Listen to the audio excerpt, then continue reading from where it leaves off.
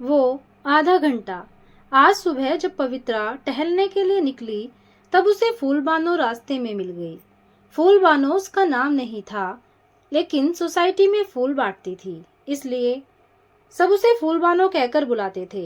एकदम हंसमुख चेहरे वाली फूलबानो को देखकर सभी को यही लगता था, कितनी खुश रहती है यह। लगता है कभी भी जीवन में इसकी दुखों से मुलाकात नहीं ही हुई। पवित्रा ने कुछ देर रुककर उससे बातचीत करना शुरू किया और पूछा, कितने घरों में फूल देती हो तुम? 25-30 घर होंगे मैडम। तो कितना कमा लेती हो फूलों से? 2-3 हजार कमा लेती हूँ मैडम। तो इतने में गुजारा? अच्छा अच्छा, तुम्हारा पति भी तो कमाता होगा ना? नहीं मैडम, वह तो कब का गुजर गया। अरे मुझे माफ करना मैडम। माफी क्यों मांग रही हैं आप? कोई बात नहीं मैडम। कारीगर था, मकान में प्लास्टर किया करता था। एक दिन नीचे गिर गया और वहीं दम तोड़ गया। पर अच्छा हुआ मैडम, यदि बच जाता, बिस्तर पर चला जाता तो और भी बड़ी मुसीबत हो जाती। भगवान जो करता है अच्छे के लिए ही करता है। ठीक हुआ चला गया, वरना दुख और मुसीबत में कौन साथ देता भला। हमारे पास इलाज के लिए कहाँ 1-2 लाख थे मैडम। पास में जो थोड़ा बहुत था वह भी इलाज में खत्म हो जाता। भगवान ने उस मुसीबत से तो बचा लिया। पवित्रा हैरान थी उसके मुंह से कड़वी सच्चाई सुनकर, जो वह कितनी आसानी से साफ दिल और भोलेपन से कह रही थी। फूलबानो, तुम्हारे घर में और कोई? अरे है ना मैडम, मेरा एक बेटा है, वो भी मानसिक रोगी है, बुद्धि में बिल्कुल शून्य है, खाने पीने के अलावा उसे कुछ नहीं समझता। पर भगवान की कृपा है, गोद सूनी ना रहने दी मेरी। एक बेटी भी है, भगवान ने एक साथ 2 दे दिए थे।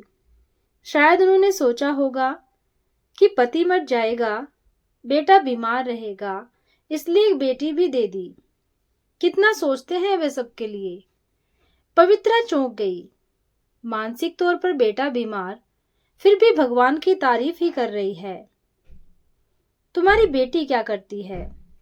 मैं काम पर जाती हूँ तो बेटी उसे संभालती है।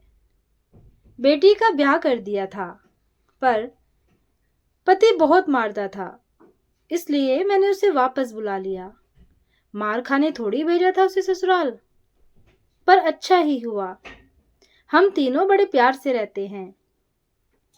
वह अपने भाई का ख्याल रख लेती है और घर का कामकाज संभाल लेती है, इसलिए मैं नौकरी कर लेती हूँ और सुबह आप लोगों को फूल दे देती हूँ। अच्छा, नौकरी भी करती हो? हाँ मैडम, एक ऑफिस में कचरा, पोछा, चाय पानी, सुबह 9 से शाम के 6 बजे तक। 5,000 मिल जाते हैं, सब मिलाकर 8,000 हो जाते हैं।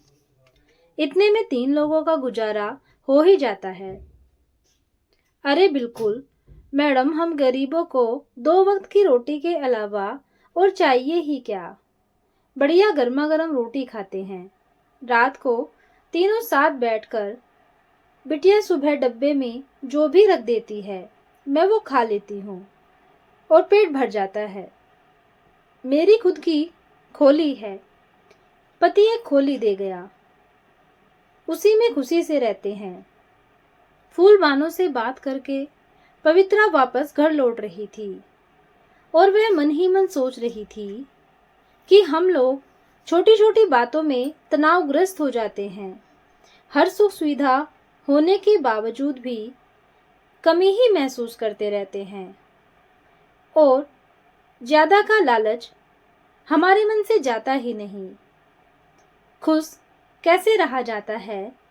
गरीब हालातों में रहने वाली फूलबानों से हमें सीखना चाहिए, जो हर दुख में खुशी ढूंढ लेती है। उसने हर दुख से समझौता कर खुश रहना सीख लिया है। अपने घर की छोटी छोटी समस्याओं से तनावग्रस्त रहने वाली पवित्रा आज फूलबानों के साथ आधा घंटा बिताकर एक सकारात्मक शक्ति को अपने अंदर महसूस कर रही थी।